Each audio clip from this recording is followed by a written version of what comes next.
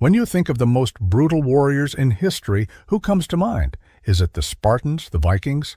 How about Genghis Khan and his Mongol horde? Yeah, me neither. But what if I told you that these two legendary warriors might have actually met?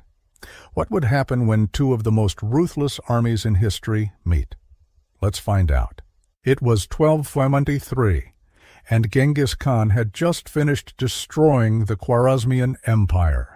His armies were huge, disciplined, and battle-hardened. But Genghis was not done yet. He wanted more land, power, and gold, so he set his eyes on the Russian principalities of the Volga River.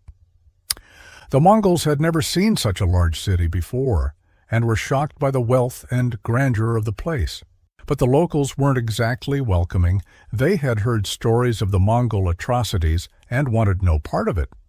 So when the Mongols tried to enter the city, they were met with fierce resistance. The battle was long and bloody, but in the end, the Mongols prevailed. And this is where things get interesting. As the Mongols were looting the city, they came across a group of European merchants. And when Genghis found out that they were ambassadors of a man called Pope Innocent III, he decided to send them a message. You see, up until this point, the Mongols and the Pope had been allies. In fact, when Genghis converted to Christianity in 1224, he sent an embassy to the Pope asking for missionaries to convert his people. But Innocent refused, saying that he didn't want to upset the Muslims. And that was kind of a problem because Genghis wasn't really keen on converting to Islam either.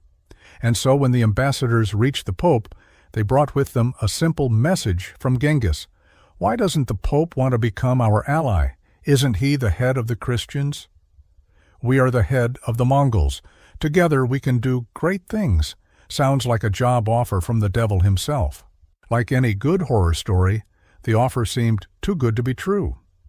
And Innocent soon found himself regretting his decision. When he received Genghis's letter, he tried to ignore it at first, but the Mongol armies kept pushing further into Europe. So eventually the Pope had to respond. He basically told Genghis to convert to Christianity or get out. Of course, this enraged Genghis, who promptly declared war on the Pope and the rest of Europe.